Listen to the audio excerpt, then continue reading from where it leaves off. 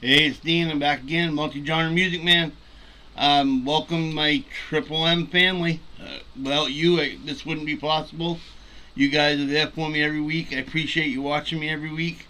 If you want to become a Triple M family, all you got to do is hit that subscribe button. Doesn't cost a thing. It's free. Ring that bell. That way you'll be notified whenever a new video comes out or if I go live. I'm going to get right into the video right off the bat this time. This is Pod 54 of Best Served Cold, MrBallen's podcast. His episode is called Best Served Cold. Here we go. In 2015, police in New York were alerted to a very strange death. The victim, who was a pillar of their community, had died suddenly and unexpectedly, and their autopsy had revealed something very unusual. So the police began digging into the case, and eventually, after a few major twists and turns, they would get to the shocking truth. And the truth could be summed up in one word: evil. But before we get into today's story, if you're a fan of the strange, dark, and mysterious delivered in story format, then you come to the right podcast, because that's all we do, and we upload twice a week, once on Monday and once on Thursday. So, if that's of interest to you, please invite the 5-star review button out for dinner for their birthday, but have the waitstaff sing happy birthday to you. Also, please subscribe to the MrBallen Podcast wherever you listen to podcasts so you don't miss any of our weekly uploads. Okay, let's get into today's story.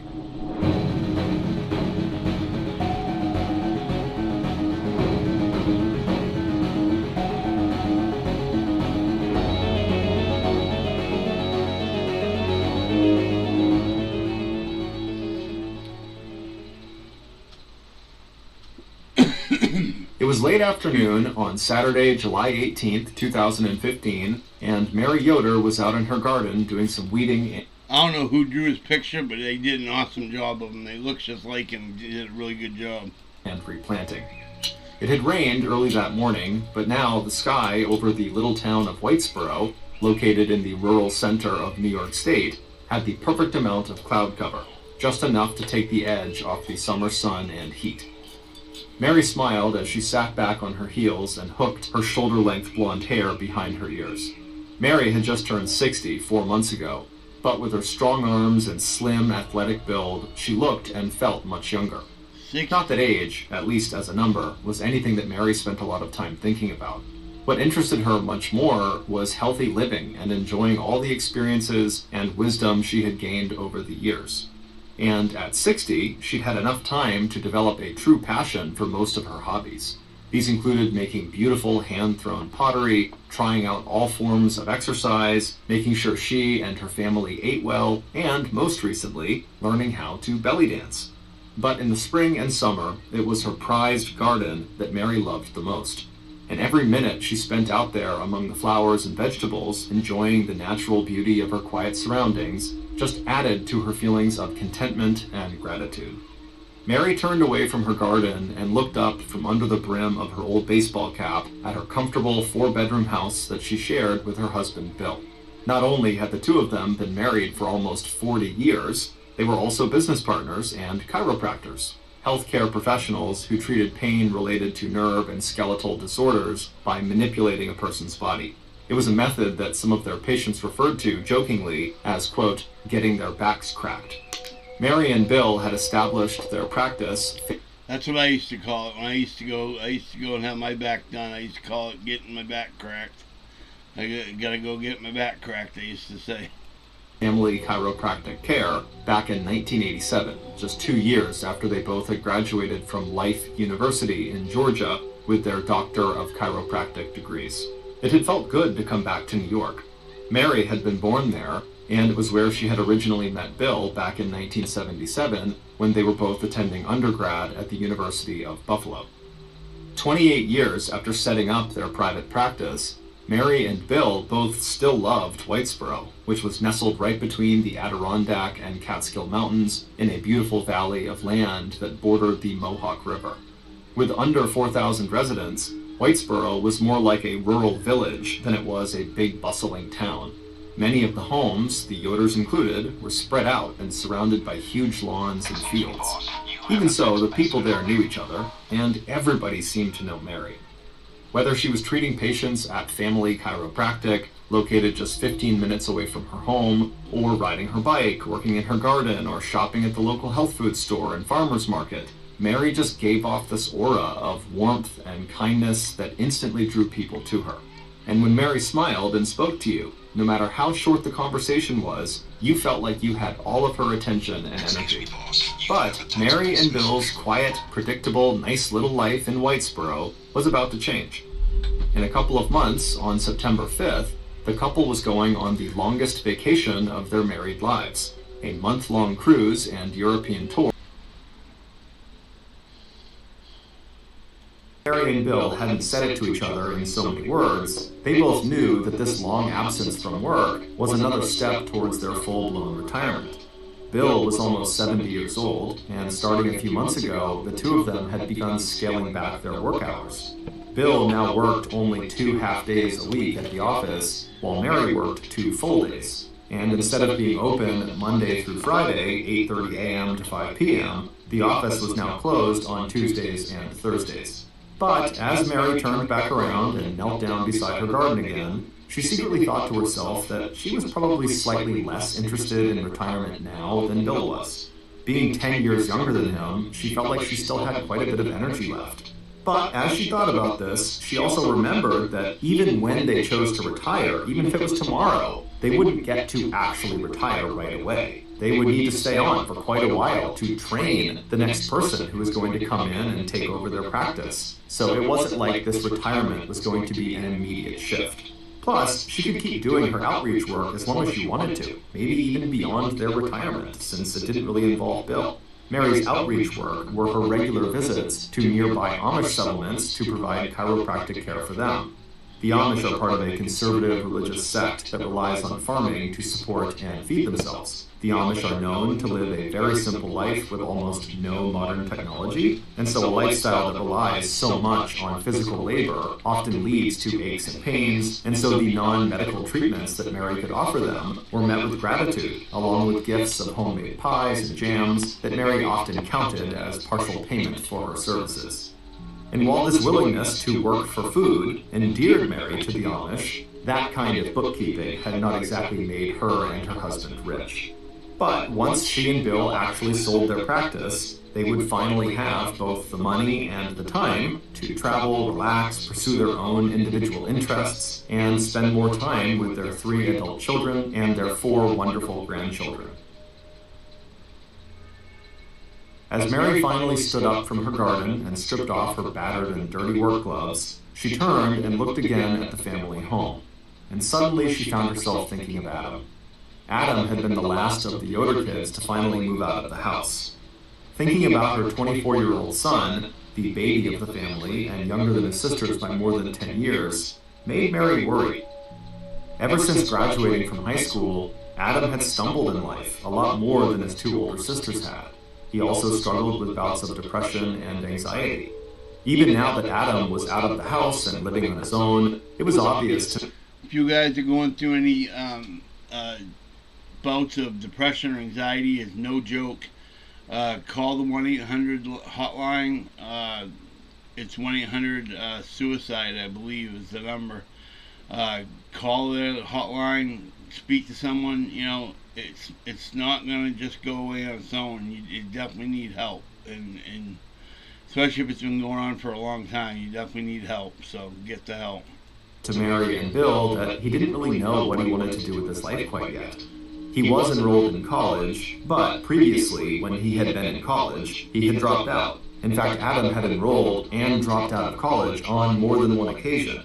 But for now anyways, he was in school, and so Mary and Bill were hopeful that he would just continue and he would graduate, and then he would fall into a career that he hopefully enjoyed. But the idea of Adam working a serious job long-term, truthfully, didn't really compute. The only steady job Adam had ever held was his part and full-time jobs as office manager and receptionist at the family chiropractic offices. But Mary was hopeful for her son. He might be struggling now, but he was a wonderful young man with good intentions. For example, even though he no longer worked at the family chiropractic office because he was now focusing on school, He still made regular visits there just so he could say hello to his parents and give his mom a quick hug. He also made sure, before he stopped working at the office to focus on school, that he found his parents a replacement to work in the office. And the person he recruited was his lovely longtime girlfriend, Katie Conley. Mary and Bill initially had some reservations about this. Not about Katie, she was lovely, but about the fact that if they hired her and then she and Adam broke up, what would Katie do? Would she quit? Would she stay on? And if so, wouldn't that be really uncomfortable? And considering that Adam and Katie were one of those couples that were always on again, off again, this seemed like a pretty valid concern. But ultimately, Mary and Bill hired Katie, and pretty much right away, they knew it had been the right choice. Katie had that office humming so smoothly now that Mary couldn't even imagine the practice operating without her. Mary flexed her back and then looked up at the mountains off in the distance. Then, as she tried to push her concern for Adam out of her mind, she began walking toward the back door of the house. When she reached it, she opened it up and stepped inside, and instantly she heard Bill in the kitchen already getting a start on making dinner for the two of them. Before closing the door behind her, Mary took one last look back at her prized garden. The last of the clouds had cleared away, and so everything sparkled in the early evening sunlight. It was at moments like this, Mary thought, that life really did seem almost too good to be true. 2 days later, on Monday, July 20th, 2015, Mary and Bill both woke at their usual time, around 6:30 a.m. After chatting for a few minutes and making the bed together, Bill headed into their exercise room to do a short workout before he made himself breakfast and got a start on the day's activities. It was his day off, and he planned to do a little reading and tackle a few household projects on a to-do list that never seemed to actually get any shorter. As he started his exercise routine, he could hear his wife's footsteps hurrying from room to room, and he found out that Mary was I've got a few of those lists that don't ever seem to get any shorter. They always just seem to stay about the same length, because as soon as you do one thing, another thing gets added. It was just overwhelming. So Liana invited everyone to come back to her home in Long Island. I might have answers the initial autopsy results. MrBallen Pod. The world, the bed. At 10 p.m., he was fast asleep. The hospital emergency room, at time for Katie to leave for the day, Mary was still finishing up with her last patients. Somehow I accidentally fast-forwarded too much of this. Aside from the occasional cold, Mary had packages and deliveries along with back-to-back appointments, but that was just part of it. Mary was as much a friend as she was a doctor, and so it wasn't unusual for clients to drop by in person to schedule their appointments or just to say hello. And it wasn't just the front office that was busy. Mary also ran a side business out of the back office where she sold a line of organic nutritional supplements that included her favorite, the protein powder that she herself often mixed with almond milk and used as a meal substitute or pick-me-up. By the time 12:30 in the afternoon rolled around, Mary was ready for a break. Although it would have to be a very short break, since Mary also planned to use the lunch hour to go visit her 92-year-old mother who lived in nearby Utica. Telling Katie she'd be back by 1:30 p.m., Mary ducked into the back room where she used the office blender to mix up a quick protein shake for her lunch before making the 10-minute drive to her mother's house. About an hour later, just minutes before 1:30 p.m., Mary and Katie were both back in the office and opening the door to the first patient of the afternoon. As always, it was like turning on a faucet. Almost immediately, the office was alive with the sound of voices and the gentle clink of the doors opening and closing. It wasn't until Mary's 2:30 appointment that she started to notice something was wrong. She had just said hello to her patient, a woman named Elizabeth Kelly, who had been coming to Mary and Bill for 17 years, when Mary suddenly had to excuse herself to run to the bathroom. Aside from the occasional cold, Mary hardly ever got sick. And yet here she was, her hands gripping either side of the toilet, throwing up into the toilet bowl. As soon as her stomach had calmed down, Mary stood up, she cleaned the toilet thoroughly before scrubbing her hands in hot soapy water and then rinsing her face. When she got back out to the exam room, her patient looked concerned and asked Mary if she was feeling okay. It was just very unusual for Mary to look so uncomfortable and distracted. But Mary smiled at Elizabeth and gently shook her head and said it was nothing that a hot cup of ginger or peppermint tea couldn't cure. But by late afternoon, Mary was feeling even worse, and just the thought of herbal tea, even one that was supposed to soothe digestive disorders, was enough to send Mary right back into the bathroom. By 4:30 p.m., it was obvious to Katie that her boss was not feeling well, because she was watching Mary make constant trips to the bathroom. But the 22-year-old office manager didn't want to embarrass Mary, so she kept her mouth shut. When 5:30 p.m. rolled around and it was time for Katie to leave for the day, Mary was still finishing up with her last patients. Before turning off her computer, Katie stood up and peeked her head into the exam room where Mary was working. In her quiet and now very concerned voice, Katie asked if Mary needed anything or maybe wanted Katie to stay until Mary was finished. But Mary shook her head no. She thanked Katie for the offer and told Katie to just be sure to lock the door and flip the open sign to closed when Katie left. At 6:45 p.m., Mary was finally finished with her workday. When she called her husband Bill to tell him she was heading home, she also told him that she must have picked up some sort of gastrointestinal virus and couldn't keep anything down, so don't worry about making any dinner for her. When Mary arrived home 15 minutes later, she barely paused long enough to shut the car door behind her before rushing into the house and heading straight for the bathroom. By bedtime,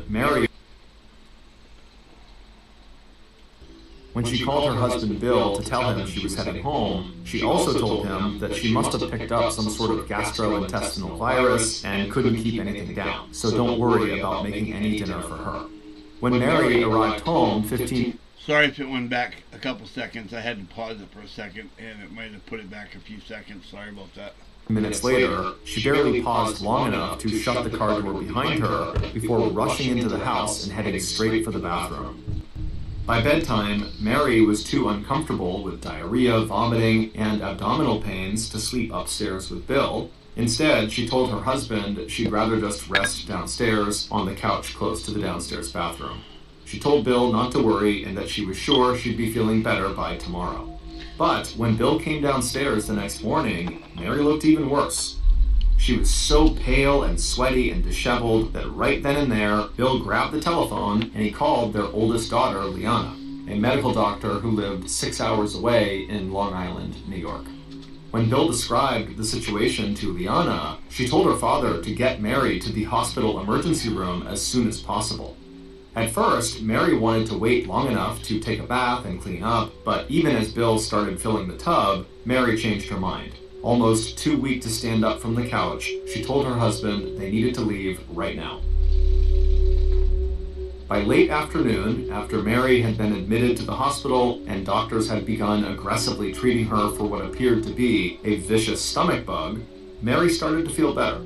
At about 6 p.m., Mary was finally all washed and clean, she was reasonably comfortable, and she was fully rehydrated. Also by 6 p.m., the doctors had looked over Mary's various scans of her bones and organs, and there were no signs of trauma or disease. Additionally, her blood work had come back and it was all normal.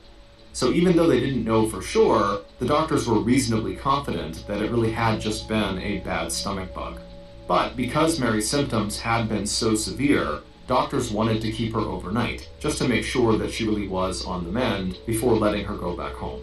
At 9 p.m., Mary smiled at Bill, who had been sitting by her side the whole time, and told him to go back home and get some sleep. If there was any change in her condition, she or the nursing staff would give him a call. Bill thanked Mary and then gave her a kiss, and then he walked out of her room and made his way toward the front doors of the hospital. Within the hour, he was back at the Yoder house in his pajamas, brushing his teeth. When he was done, he turned his cell phone off and plugged it into a charging station in one of their empty bedrooms upstairs. Then he made his way across the hall to his own bedroom and climbed into the bed. By 10 p.m., he was fast asleep.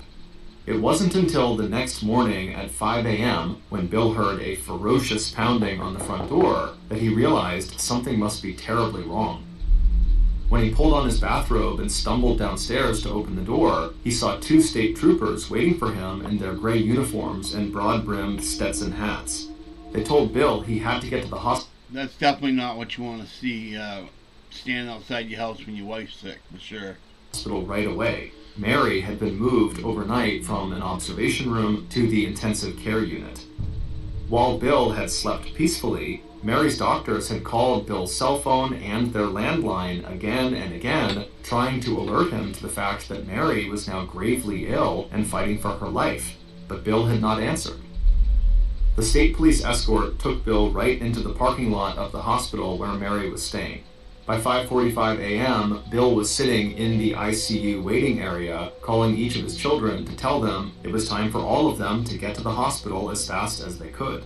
Then he made the same call to Mary's 5 sisters, 2 brothers, and her 92-year-old mother. And then finally, Bill was allowed into Mary's hospital room, and what he saw shocked him.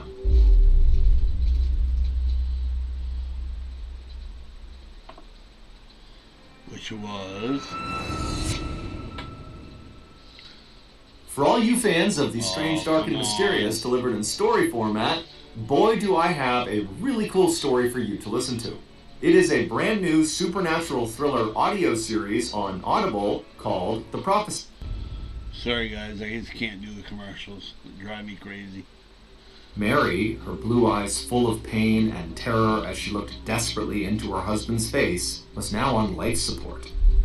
The only reason she was still alive was because doctors had been using electrical shocks to restart her heart each time it started to fail. Surrounded by her family, Mary held her husband's hand and closed her eyes. By 2:54 that afternoon of July 22, 2015, Mary Yoder, one of the healthiest people her family had ever known, was dead. Her heart had simply stopped beating. Immediately after Mary's death, the Yoder family requested an autopsy to find out how a gastrointestinal virus or infection could have killed an otherwise exceptionally healthy 60-year-old woman. That autopsy would be performed the very next day on the morning of July 23rd, but instead of getting any answers, the initial autopsy results were inconclusive, so even after releasing Mary's body for cremation, the medical examiner's office continued to run tests on the blood and tissue samples they had collected from Mary's body.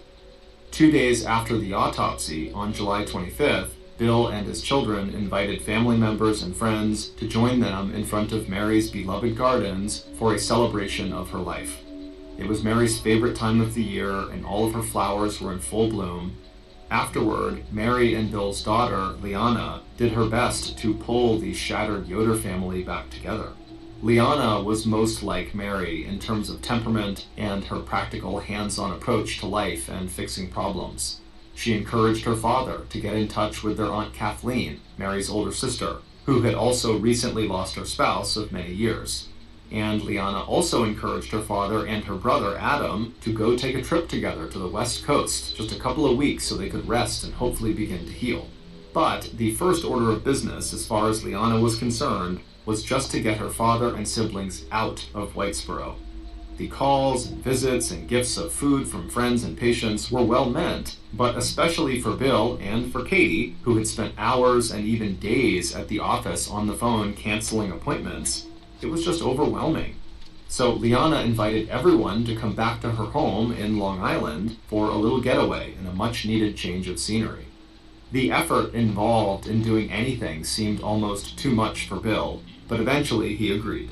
And even though Katie and Adam seemed to be in one of their relationship off cycles, Adam urged Katie to join them in Long Island too.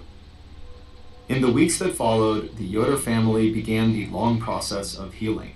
After the initial shock and disbelief over their mother's sudden and unexpected death, they had begun to accept the idea that Mary had just died of complications from a gastrointestinal... This is just about halfway over, just so everybody knows. These stories are very interesting, and that's why I don't talk very much to them, because they're so interesting on their own. They just don't need much adding to them. I've never listened to one of his podcasts before, but it sounds like his podcasts are just as good as his regular one he does.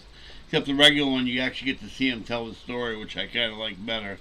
Intestinal infection, and they thought less and less about what the full autopsy report, which had not been released yet, might actually tell them. So, when Bill got a call on September 17th, 2015, almost 3 months after Mary's death, he was totally unprepared for what the doctors had to tell him. According to the full autopsy, Mary Yoder had not died of a gastrointestinal virus or infection. In fact, Mary Yoder had not died of any natural causes. Mary Yoder had been poisoned with a toxin called colchicine, the same drug found in a common prescription medication that is used to treat a painful form of arthritis called gout. In tiny and controlled amounts, colchicine helps reduce inflammation that causes pain. But in the lethal amount found in Mary's organs and blood, colchicine causes such profound damage to cells that the body's response is literally to order those cells to die. At first, Bill and his children were just as confused as they were alarmed by this revelation. The doctors had avoided using words like foul play or homicide. Instead, they told the family that the medical examiner's office was still evaluating the test results and considering its next steps. But less than 1 month later, on October 15th, when still no more word had come from Mary's autopsy, and so the family was left to just speculate on what might have happened to Mary, Mary's younger sister, Sharon Mills, who was convinced this was no accident, decided to just call the Oneida County Sheriff's Department and tell them as much. Oneida County was the department that served Whitesboro. And by the time Detective Van Namey had finally gotten off the phone with Sharon, he found himself agreeing that Mary's death did seem very suspicious. And so after Detective Van Namey spoke to his superiors, and they went over the autopsy report themselves, the Oneida County Sheriff's Office decided to open an investigation into Mary's death. Right from the start, Detective Van Namey knew he faced two huge challenges. Mary had died almost 3 months earlier, and if she had in fact been murdered, the trail was already going cold. He also knew from discussions with the medical examiner's office that it would be very hard to track down the source of the colchicine that had killed Mary, as doctors, either Mary or Bill, could have ordered colchicine, and since the drug also occurs naturally in some plants, investigators would have to check into Mary's gardening habits and what pesticides or chemicals she had been exposed to. And once Detective Van Namey found out that Mary was a heavy user of nutritional supplements, he knew it was possible that the poison could have been in one of her supplements. And so knowing he was getting a very late start and had some serious challenges ahead, the detective did not waste any time. He immediately requested access to Bill and Mary Yoder's phone records, and although Mary did not have a life insurance policy, so no one close to her stood to get a payout if she died, the detective still started to take a closer look at the Yoder's finances. Detective Van Namey ordered deputies to conduct interviews with family and friends to find out more about Mary's private life. He asked Katie Conley to come down to the station and give a statement about Mary's last day at work on July 20th, and he talked to the patients who had seen Mary that morning and afternoon. He arranged to have the supplements in Mary's back office at Family Chiropractic tested for the presence of colchicine, and when it came to people of interest, Detective Van Namey already had one name at the top of his suspect list. In a town as small as Whitesboro, people were bound to talk, and if some of the rumors investigators had heard were true, it sounded like maybe Mary's perfect marriage wasn't so perfect after all. It would turn out that within 2 weeks of Mary's death, Bill had indeed connected with Aunt Kathleen, like his daughter Liana had suggested he do. Kathleen had recently lost her husband of many years, and she lived near the Yoder household, and so Liana figured she would be a good person to speak to as Bill went through his own grieving process. But apparently, Bill and Kathleen had begun doing more than just chit-chatting. By mid-September, just 2 months after Mary's death, Bill had become sexually and romantically involved with his sister-in-law. That relationship between Bill and Kathleen had caused a lot of tension among Mary's other siblings. One of Mary's sisters suggested that Bill was after Mary's money, and that in the weeks just before she died, Mary had placed a call to a marriage counselor, presumably to discuss problems in her marriage. And one of Kathleen's neighbors reported seeing Bill and Kathleen sharing a passionate embrace before Mary's death, suggesting that maybe Bill was having an affair while Mary was still alive. And while all of that was still unproven speculation, detectives did know one thing for sure about. It's kind of hard to get to Mary's money if he's divorcing or living away from his wife. He's not going to get much of her money. So it doesn't seem like that's quite what's going on, unless he's now trying to get the money through his wife's sister somehow, which would seem awful weird. Bill. Mary's husband did not have an alibi for Monday, July 20th, the day investigators were now sure Mary must have ingested the colchicine that would later kill her. When Bill was interviewed by investigators, he conceded that him being home alone all day on July 20th with no alibi did make him look suspicious, but it was the truth, and he swore he had nothing to do with his wife's death. He then told police that if she really had been poisoned on the 20th, then there were dozens of people who could have administered the toxin, because on work days, dozens of people, clients, friends, colleagues, workers, would all pass in and out of family chiropractic, and so they would all have had access to Mary. When detectives asked Bill why he had turned his phone off and put it in the other room on the night Mary was in the hospital, Bill said he never slept with his phone nearby. It was just habit. And when he left the hospital, the doctors had told him that Mary was going to be okay, so he was not on heightened alert. And as for why he had not picked up all of the calls placed to the landline phone at their home that night, Bill said there was no landline extension in his room, so he just didn't hear the phone ringing in the other rooms, and so he never woke up to it. As for his decision to have Mary's body cremated, despite the autopsy report being inconclusive, Bill said cremation was what Mary had wanted, and the medical examiner had released her body. And Bill was told they had all the tissue and blood samples they needed for further testing. Bill also freely admitted to his relationship with his sister-in-law Kathleen, but told detectives that he and Kathleen had never been involved either romantically or sexually before Mary died. And as for Bill's relationship with his wife, Bill never wavered on his description of their marriage as being strong and getting even stronger. They were in the process of planning a month-long vacation together, and after that they were looking forward to retirement together. And according to Bill, the only reason he had even been drawn to Kathleen in the first place was because of his crippling grief over his wife's death. As for being motivated to harm his wife for her money, Bill said that was absurd. He had an inheritance that he had gotten from his father, and he knew that as soon as they sold their medical practice, he and Mary would both get to live very comfortably for the rest of their retirement. But even as Detective Van Namey began following up on all of the things that Bill had said during his interview, the investigation into Mary's death took a sudden and completely unexpected turn. On November 26th, roughly 4 months after Mary's death, both the Oneida County Sheriff's Department and the Office of the Medical Examiner received copies of a shocking letter. A letter that would instantly put a new name at the top of Detective Van Namey's list of possible suspects. A name, to that point, that no one had considered.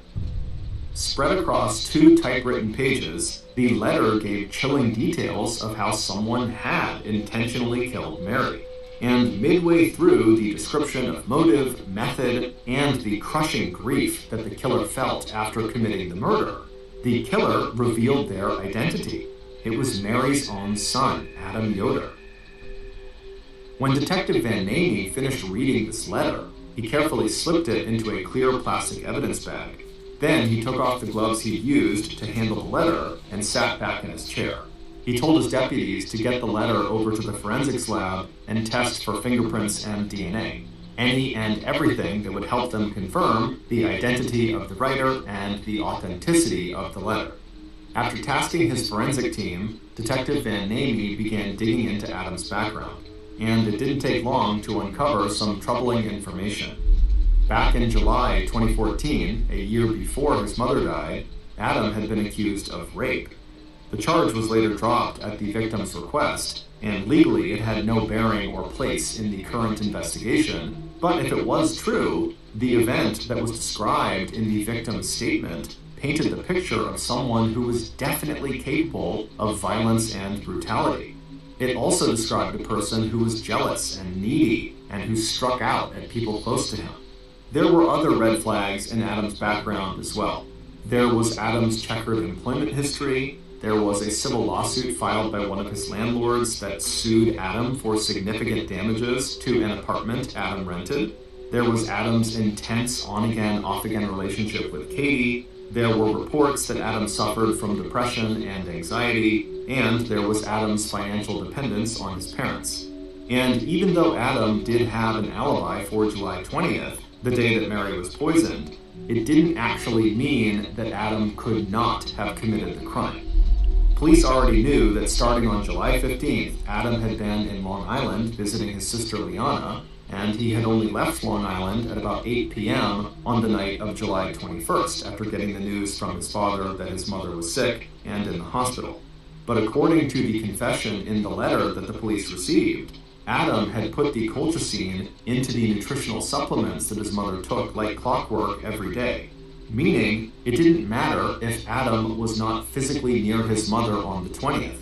He could have put the poison into one of her many supplement powders before he left for Long Island on the 15th, and then it was just a matter of time before she actually consumed it. Finally, in December, after a meeting with all the investigators involved in the Mary Yoder case, Detective Van Namey was ready. He picked up the phone and he dialed Adam's number. Shortly after receiving the request from Detective Van Namey to come into the station for a formal interview, Adam left his apartment in Frankfort, New York, and made the 30-minute drive north to the Oneida County Sheriff's Department. At about 10:30 a.m., Adam made his way inside the brick building that housed the Sheriff's Department, where he was immediately escorted to an interrogation room. Adam did not look good. He shifted in his chair, his hand drifting to the pocket in his pants where he kept his pack of cigarettes. He'd lost weight and he seemed pale and nervous. When Detective Van Namey had called Adam earlier that morning and asked him to come to the station, he didn't mention the letter police had received 12 days earlier with Adam's confession in it. The detective had told him this interview was just routine, that earlier that week the police had also taken formal in-person statements from Adam's two sisters. And now that Adam was sitting nervously right in front of Detective Van Namey, the detective decided that instead of just confronting Adam with the information in the letter, he'd start by repeating the routine questions that investigators had asked him informally earlier in the investigation. Questions about Adam's alibi, Adam's last recent contacts with his mother, and when Adam had last been inside of family chiropractic care. As Adam appeared to relax a little bit and answer these questions the same way he had before, Detective Van Namey decided it was time to start throwing in some specific information from the letter, like the whereabouts of the poison that had been used to kill Mary. And so after Adam had answered the last of the easy questions, Detective Van Namey leaned forward and asked Adam if he would give police permission to, right now, go outside and search under the front passenger seat of his Jeep Wrangler. Instantly, Adam's whole demeanor changed. He stiffened and looked up sharply at Detective Van Namey. Then, breaking the tense silence, Adam said he really needed to speak to a lawyer. Detective Van Namey offered to get one of the court's public defenders on the phone, and a little while later, detectives left the room, so Adam's phone conversation with the attorney was private. A few minutes later, Adam hung up the phone, and the police officers came back into the interrogation room. Adam sat slouched in his chair, his elbows on the table and his head in his hands. Then, as if coming to a very hard decision, Adam reached out slowly and pulled the search and seizure agreement on the table towards him, and he signed his name. By mid-afternoon, Adam was standing in an empty parking lot outside of the Oneida County Sheriff's Department jail, watching as gloved police officers opened the front passenger side of his 1991 black Jeep Wrangler.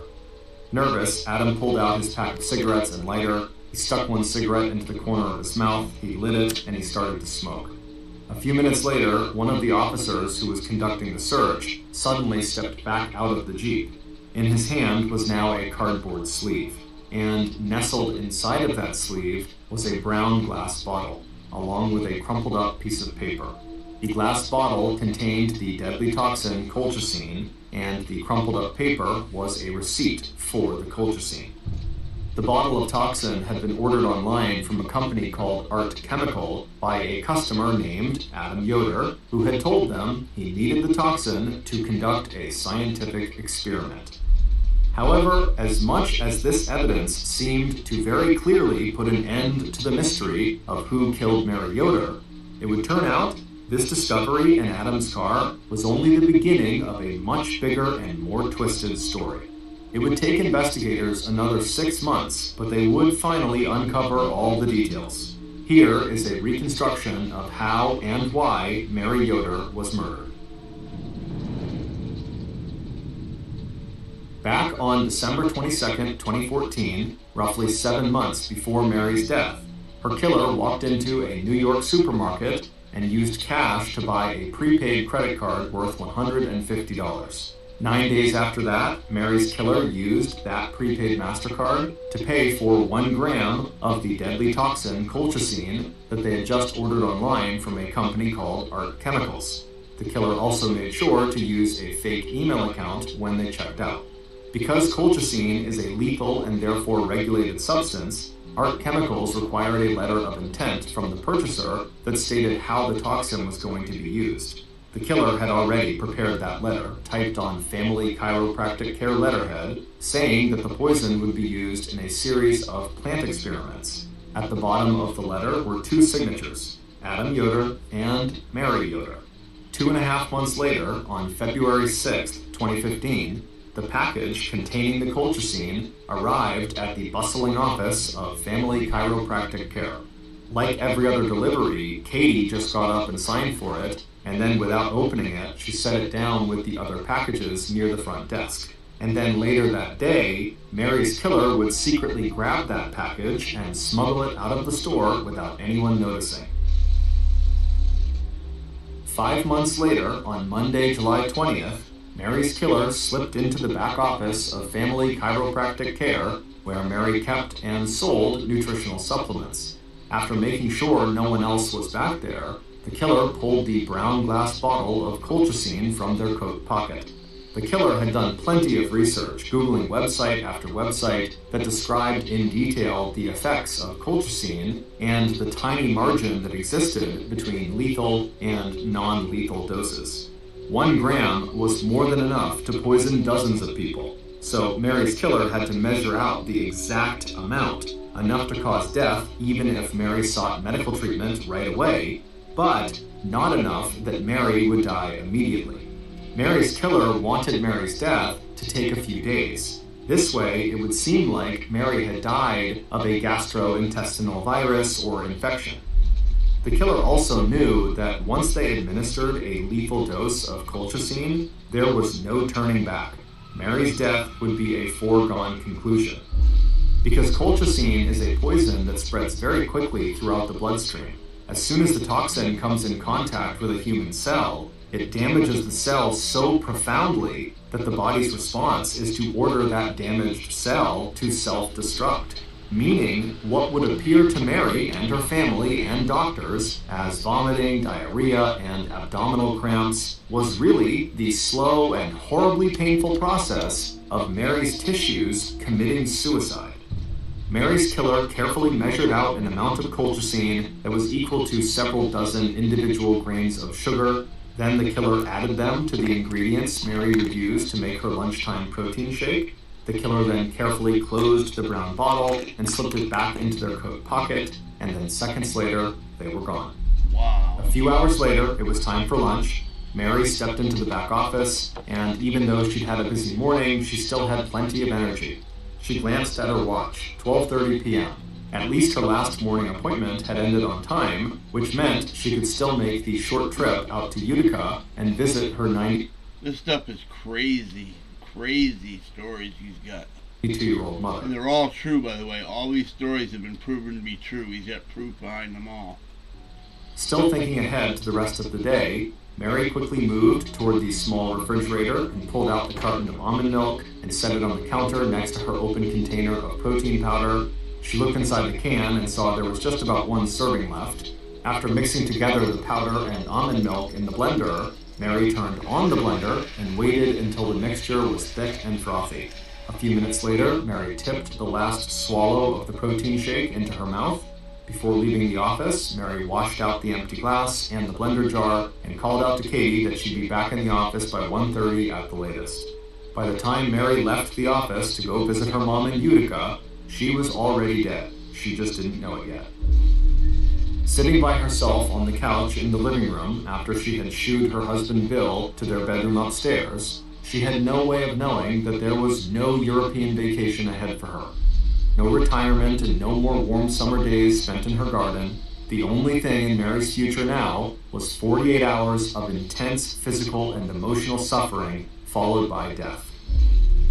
Mary would have one brief period the next day in the hospital when pain and anti-nausea medication along with replacement fluids would blunt the symptoms of her body's internal collapse. But by the time Mary's husband had fallen asleep peacefully at their home on the evening of July 21st, Mary's organs had already begun to shut down.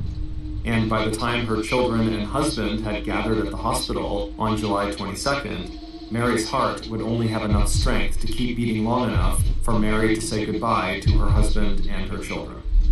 Meanwhile, as Mary slipped into cardiac arrest at 2:54 p.m. on the afternoon of July 22nd, Mary's killer sat by themselves in the quiet, empty office at Family Chiropractic Care. Caitlin Conley, affectionately known for years to Bill and Mary Yoder as Katie, their trusted family friend, their office manager, and their son's longtime girlfriend, stared at the screen on her cell phone. She was waiting eagerly for news from the hospital, and with a thrill of dark satisfaction, Katie imagined the grief and pain that Adam must be feeling as he watched his mother die. It would turn out Adam and Katie didn't just have an on-again, off-again relationship. They had an incredibly toxic and abusive relationship.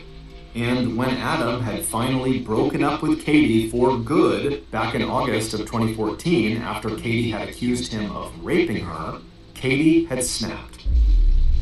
There had been plenty of other times over the course of their 4-year-long relationship where she had manipulated Adam into getting back together with her after they'd broken up.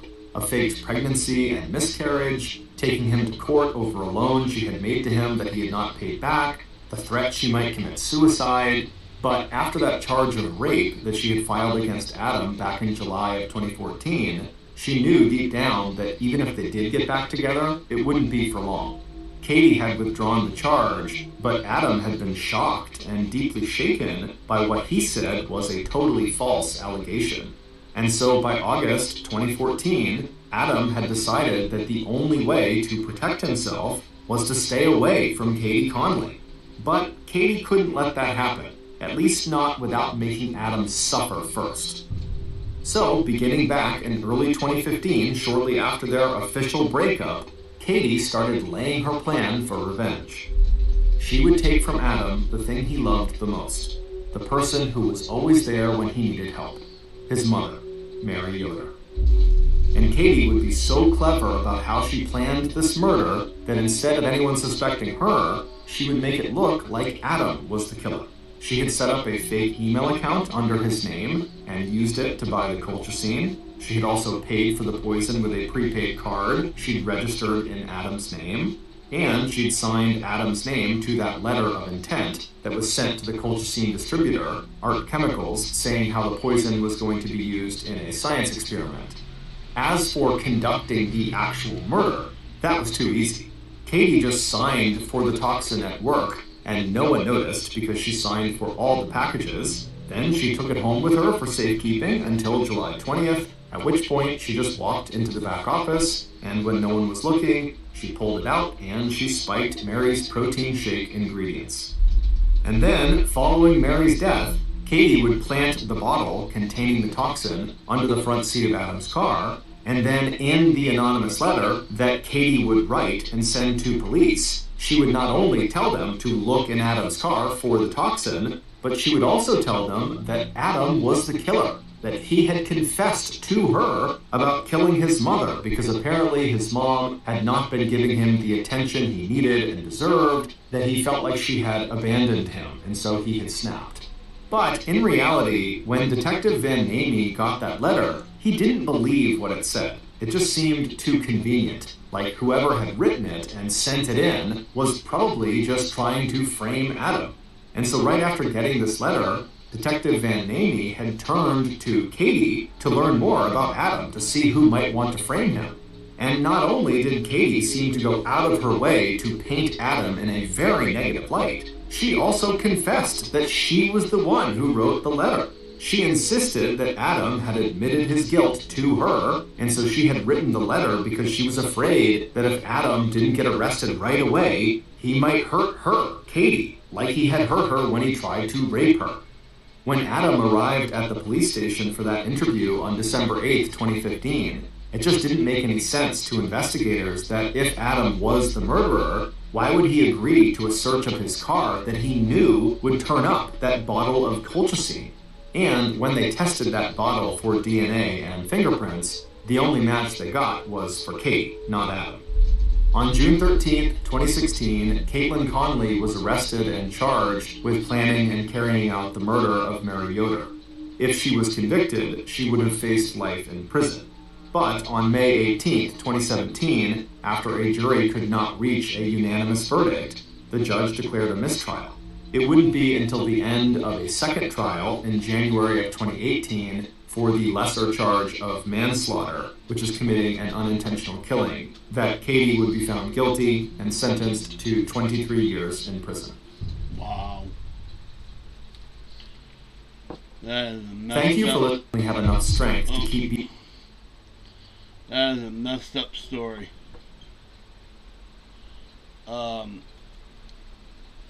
If you guys ever want to watch his shows, it's MrBallen, BALLEN, all one word. You can type in podcast and you'll get a podcast like this, or you can just type in MrBallen and you'll get his actual face talking and explaining the story.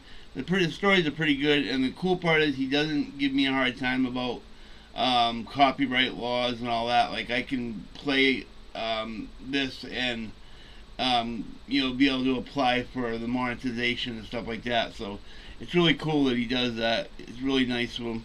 So he's a nice guy. You gotta go subscribe to him, check him out, check out his site. As for everything else, I just would like to ask you to please subscribe. Don't forget to ring the bell so you be notified whenever I go live, or if I or when I go on and do the premieres. Whenever I do a premiere, it'll show you. Also, don't forget to do the comment down below. You can write in a comment of any song, even if this person's not a famous singer, and I will do it. And if you'd like to make a donation, you can do that below. It'll also explain to you how to do it. And that's it. This is Dean saying have a nice day. I hope you enjoyed the MrBallen story he told, and I hope to see you next time. See you next time. I'll talk to you later. Whoops. Brought the wrong page. Talk to you later, guys. See you next video.